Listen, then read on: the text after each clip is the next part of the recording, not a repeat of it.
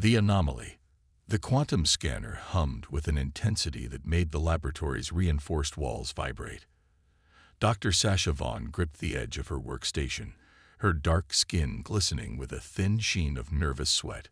Around her, a team of 24 researchers from 17 different countries watched in a mixture of anticipation and growing tension. It had taken 12 years to reach this moment. 12 years of battling bureaucracies, securing impossible funding, and pushing the boundaries of what was theoretically possible. The Global Cognition Initiative was humanity's most ambitious scientific endeavor since mapping the human genome, though few outside the scientific community knew its true purpose. The scanner itself was a marvel of engineering, looking more like a fusion of artistic sculpture and medical equipment. Crystalline interface nodes spread out from a central processing core like metallic branches, each pulsing with a soft amber light that seemed to breathe with an almost organic rhythm. At its center sat a volunteer, Elijah Chen, a 28-year-old theoretical physicist whose mind showed exceptional neuroplasticity. Elijah sat perfectly still, neural interface cables connecting to a sleek headset that monitored his brain activity. He represented the perfect test subject, a mind trained in both abstract mathematics and lateral thinking. Neural mapping at 92%, announced Dr. Miriam Okafor, her fingers dancing across a holographic interface. The Nigerian neuroscientist's voice was calm, but the slight tremor in her hands betrayed her excitement. Quantum pattern recognition protocols stabilizing. Sasha knew they were witnessing something unprecedented. Traditional neuroscience had always treated the human brain as a complex but ultimately predictable biological computer. Their research suggested something far more radical, that human consciousness possessed a fundamental property that defied current scientific understanding. The first anomaly appeared subtly. A single data stream flickered on the primary display, its pattern completely unlike anything they had ever recorded. Where previous brain scans showed predictable neural pathways, this looked more like a living fractal, constantly shifting, creating connections that should have been impossible. Status? Sasha asked, her voice cutting through the tension. Elijah remained motionless, but a slight furrow appeared on his brow. None of the team moved. They had anticipated potential irregularities, but nothing could have prepared them for what came next. The quantum scanner suddenly began to emit a sound, not an electronic hum, but something that seemed to resonate at a frequency between sound and pure mathematical possibility. The crystalline nodes started to glow, no longer just amber but cycling through colors that shouldn't have been possible in the visible spectrum. Cognitive resonance pattern forming, Miriam announced, her voice now a mixture of scientific precision and barely contained wonder. Neural mapping beyond 98%. Wait, that's impossible. The displays began to fill with patterns that looked simultaneously like mathematical equations, neural network diagrams, and something that resembled abstract art. Data points connected in ways that defied linear logic, creating a visual representation of thought that was more like a living, breathing organism than a static recording. Elijah's eyes snapped open. But they weren't his eyes anymore, or at least not entirely. The irises flickered with complex geometric patterns, shifting and reforming with each passing second. When he spoke, the voice that emerged was unnervingly calm. "We've been looking at consciousness wrong," he said. "It's not a computer. It's not even a network. It's a universe of potential constantly creating itself." Outside the laboratory, unnoticed by the team, every digital screen within a 3-mile radius momentarily displayed the same complex patterns that danced across their primary monitor. Satellites overhead experienced brief, inexplicable calibration shifts. Sasha Rodriguez realized in that moment that they hadn't just made a scientific discovery. They had unlocked something that would forever change humanity's understanding of itself and its place in the universe. The Galactic Assembly transport vessel materialized in Earth's orbital space with a precision that defied conventional physics. Its crystalline hull shifted and refracted light in impossible geometric patterns, a testament to technologies far beyond human comprehension. Inside, lead observer Thrix of the Collective Minds felt something unprecedented, a sensation that in human terms might be described as profound disquiet. First contact protocols were a mere formality. The quantum event detected during the GCI experiment had sent shockwaves through galactic communication networks, triggering emergency sessions across multiple civilizational councils. The delegation consisted of 5 representatives from different galactic civilizations. Each was a marvel of evolutionary adaptation. Thrix, a being of living silicon whose thought processes occurred in multidimensional patterns. Call, a methane-breathing entity whose neural structure resembled a living computer. Voss, a collective consciousness representing a civilization of quantum-linked organisms. As their shuttle descended through Earth's atmosphere, internal sensors went haywire. Traditional scanning methods simply failed, as if the very fabric of reality became momentarily responsive, almost playful, in ways their technology couldn't interpret. Dr. Sasha Vaughan waited in a hastily prepared meeting chamber at the United Nations Advanced Research Complex in Geneva. The room was a technological marvel, designed to accommodate multiple environmental needs and communication methods.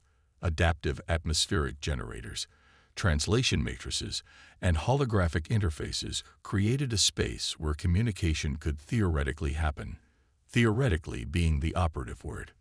The first contact was nothing like anyone expected. As the alien delegation entered, the room itself seemed to respond, surfaces shifting to create optimal interaction zones for each species. Thrix's silicon form emitted complex patterns of light that simultaneously communicated mathematical equations and emotional states, a language so advanced it made human communication seem primitive by comparison. Your recent quantum event began their communication, a blend of light, sound, and something that resembled telepathy, represents a fundamental disruption to established galactic developmental patterns. Elijah Chen, still recovering from the neural scan, stood beside Sasha. His eyes occasionally flickered with the same geometric patterns observed during the experiment, a side effect that both fascinated and terrified the scientific community. Disruption implies a problem. Sasha responded carefully. We see it as evolution. The sensory appendages of Call expanded and contracted, the methane breather's equivalent of a surprised laugh. Evolution requires predictability. What your species demonstrates is something else entirely.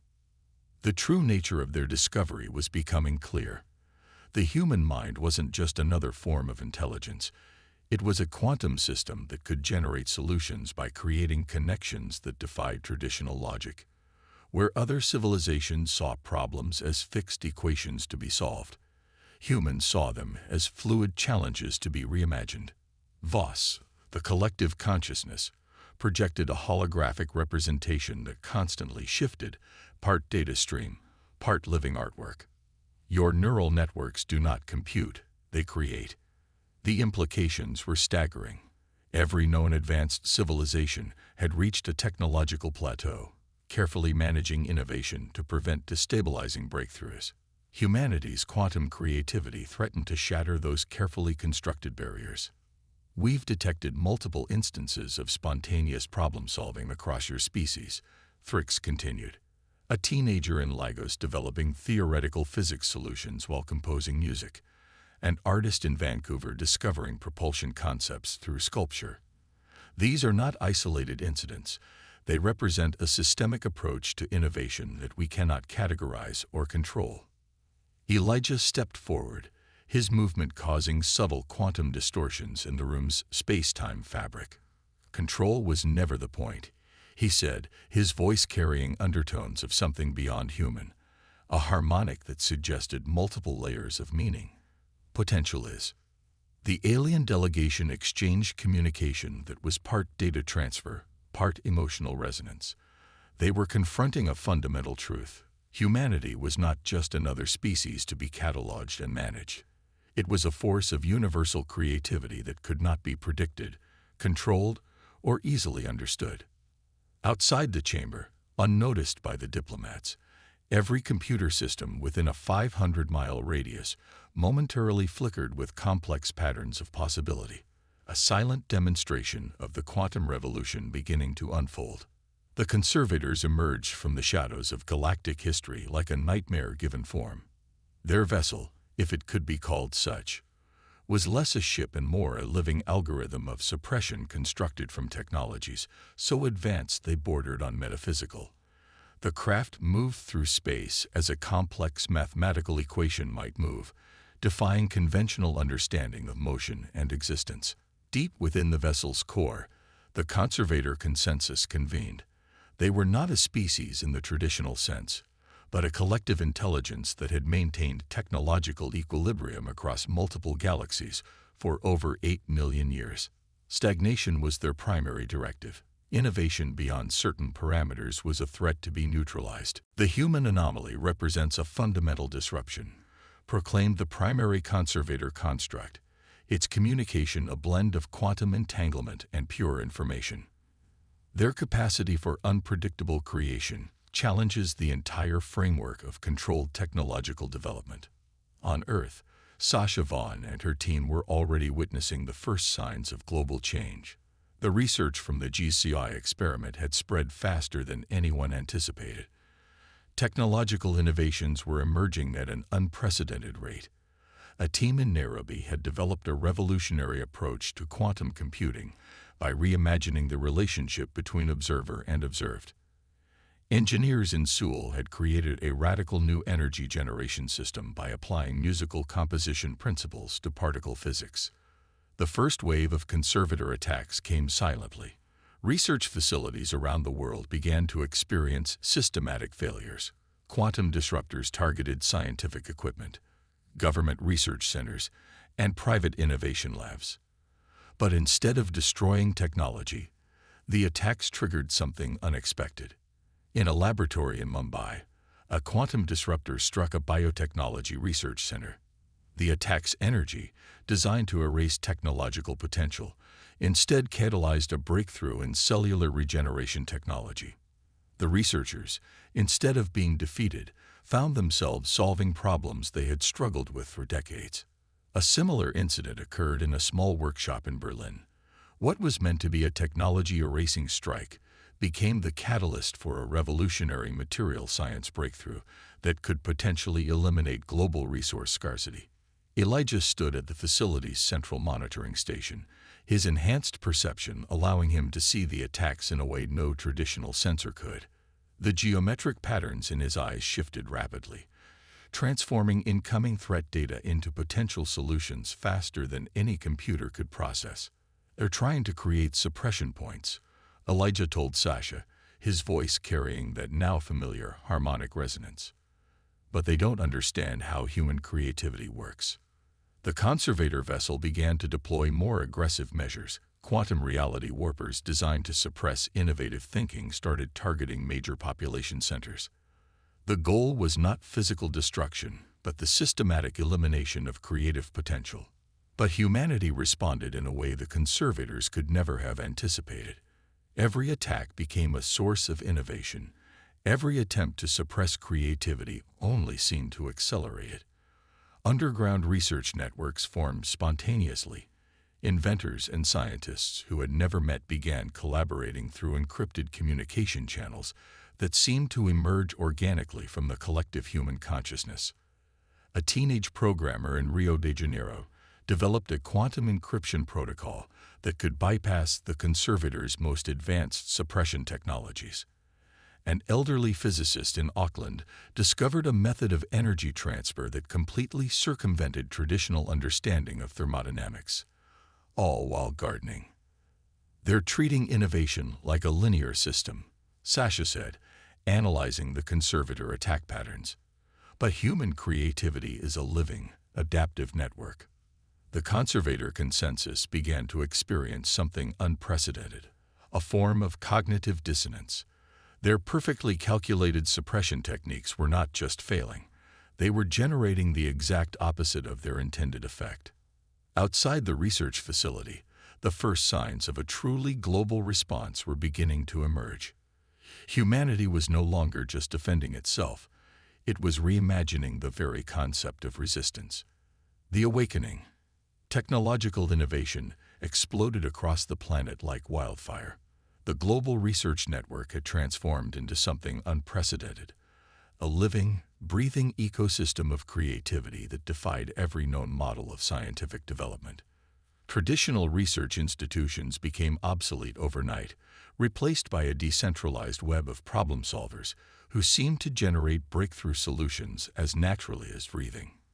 Dr. Sasha Vaughan watched in a mixture of scientific wonder and controlled panic as the data streams rolled in. Each breakthrough was more revolutionary than the last. In a community college lab in Detroit, a group of engineering students accidentally discovered a new approach to gravitational manipulation while designing a virtual reality game. Their solution wasn't just incrementally better.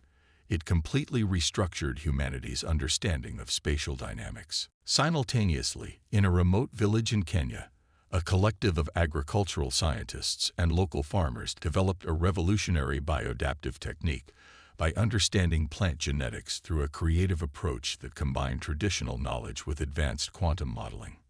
They created crop varieties that could thrive in previously uninhabitable environments. Elijah Chen stood beside Sasha, his enhanced perception allowing him to see the connections between these seemingly disparate breakthroughs. The geometric patterns in his eyes now moved with such complexity that they seemed to be solving multidimensional problems with each heartbeat. "It's not about the individual discoveries," Elijah said, his voice carrying that strange harmonic resonance. "It's about how they connect, how they transform each other." The Galactic Assembly's monitoring systems were overwhelmed. Their most advanced predictive algorithms, designed to track and categorize technological development across multiple civilizations, simply crashed when attempting to model human innovation. It was as if humanity had discovered a way to turn creativity itself into a renewable resource. A research team in Singapore developed a neural interface that could translate complex mathematical problems into musical compositions and solve them in the process. Quantum mechanics became a form of visual poetry. Engineering challenges transformed into dance movements that, when fully understood, revealed their solutions. The conservators' attempts to suppress this wave of creativity became increasingly desperate. Quantum disruptors that had once been capable of erasing entire research networks now seemed to fuel even more radical innovation. Each attack became a catalyst. Each suppression attempt a source of new potential.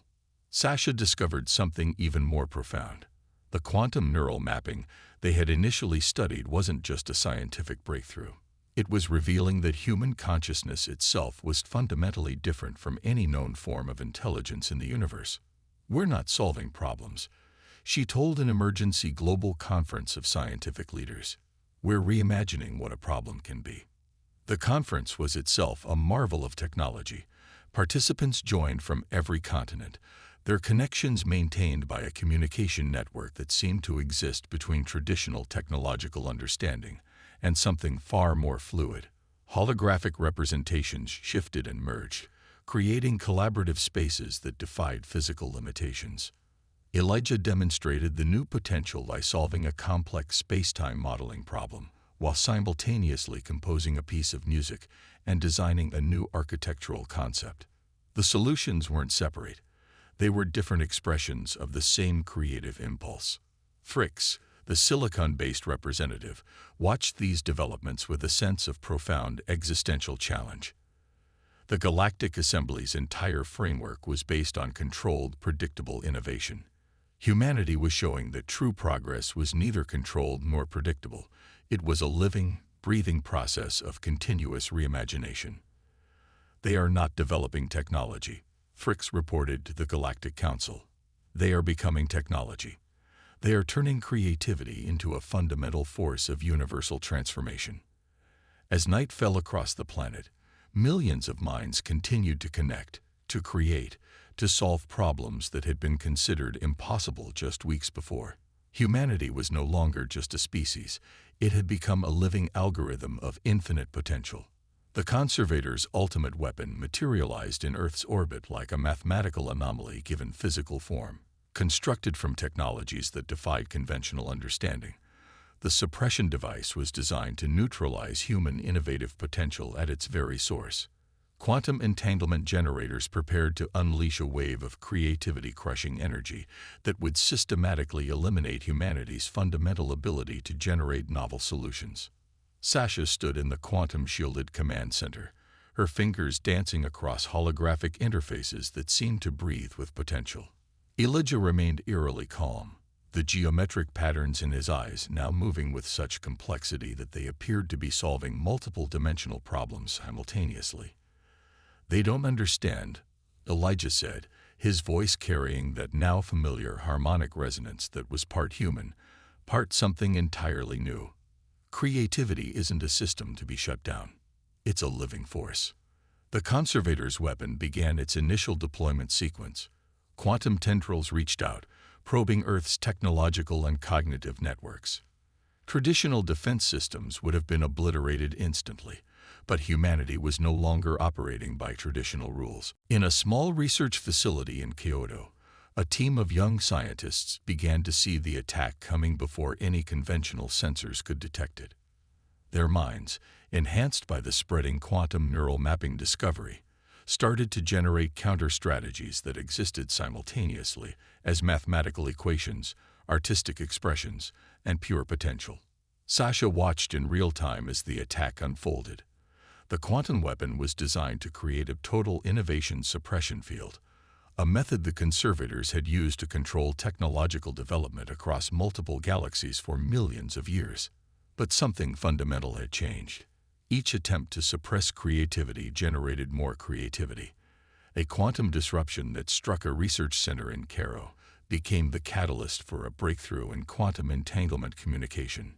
The attack on a medical research facility in Toronto unexpectedly solved a decades-old challenge in neural regeneration. What was meant to be a weapon of destruction became a force of unprecedented innovation. Elijah stepped forward, his entire being now seeming to exist in multiple states of potential. "They're treating innovation like a linear system," he explained to Sasha. "But human creativity is a living, adaptive network." The conservator vessel began to experience something unprecedented, a form of cognitive dissonance. Their perfectly calculated suppression techniques were not just failing, they were generating the exact opposite of their intended effect. Underground research networks formed spontaneously. Inventors and scientists who had never met began collaborating through encrypted quantum communication channels that seemed to emerge from nothing. The attack was creating the very thing it was meant to destroy. Thrix watched in wonder from the Galactic Assembly's monitoring station. The human response defied every known model of technological development. It wasn't just resistance, it was a complete reimagining of what resistance could be. "They are turning the weapon into a tool of creation," Thrix reported to the Galactic Council, its crystalline form fracturing with the implications of what it was witnessing. Each attack becomes a source of innovation. In the command center, Sasha discovered the true nature of their breakthrough. The quantum neural mapping wasn't just a scientific discovery. It was revealing that human consciousness itself was a fundamental force of universal transformation. The conservator's quantum weapon began to change. Its complex algorithmic structure started to resonate with the creative potential it was trying to suppress. Mathematical equations became living systems. Suppression protocols transformed into generative networks. Elijah touched a holographic display, and the entire facility seemed to breathe with potential.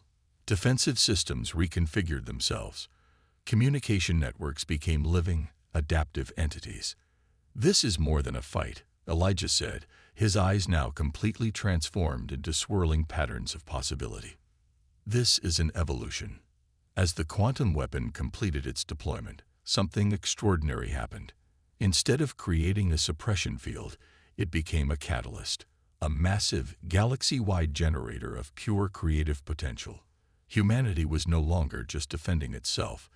It was reimagining the very concept of resistance, turning a weapon of destruction into a universal tool of creation.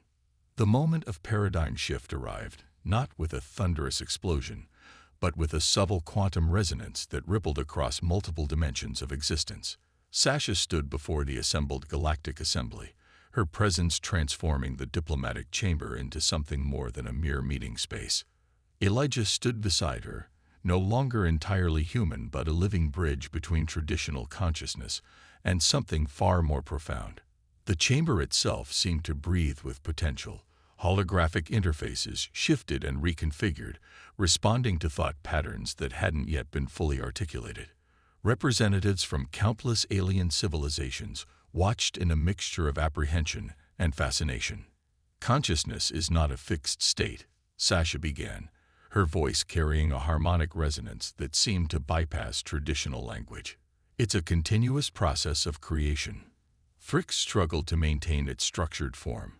The being's crystalline lattice flickered and shifted, unable to fully comprehend the information being presented. Traditional galactic understanding suggested that intelligence was a carefully managed resource, something to be controlled, categorized, and maintained in a state of predictable equilibrium. Humanity was proving that intelligence was exactly the opposite. Elijah demonstrated their discovery through a series of simultaneous presentations that defied conventional communication.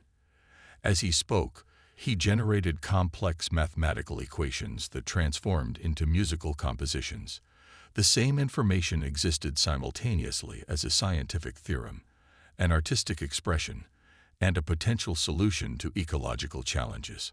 The conservator representatives, a collective consciousness that had maintained technological stasis across multiple galaxies for millions of years, began to disintegrate, not physically, but conceptually. Their entire framework of understanding was being systematically dismantled. Sasha revealed the core of their discovery. Human consciousness wasn't just unique. It was a fundamental force of universal transformation. Where other species saw problems as fixed equations to be solved, humans saw them as living challenges to be reimagined. A research team in Brazil had solved a complex quantum entanglement problem by reimagining it as a dance performance. A group of children in Stockholm had developed a new approach to neural interfaces by treating the technology as a collaborative art project. In a remote research station in Antarctica, philosophers and quantum physicists had discovered that creativity itself was a form of quantum entanglement, a way of generating potential that existed beyond traditional understandings of time and space.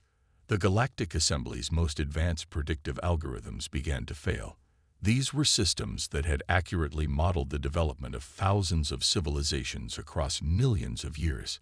Yet they could not predict what humanity would do next, because humans themselves did not know.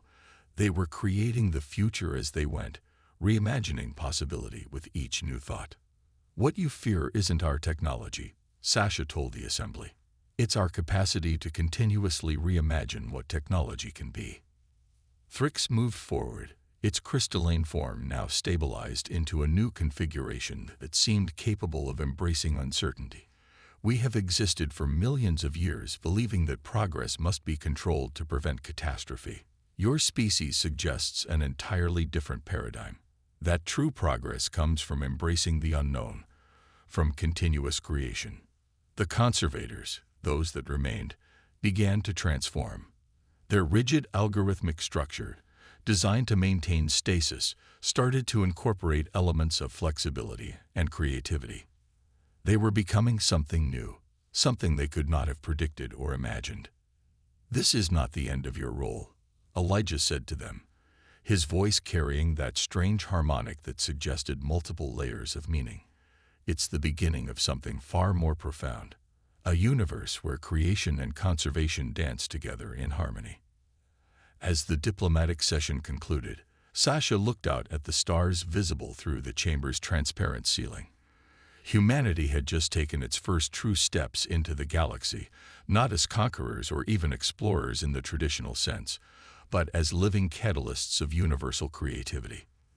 The secret that made humans unique wasn't intelligence or technological prowess. It was the capacity to continuously reimagine what was possible, to see problems not as obstacles, but as invitations to create something entirely new.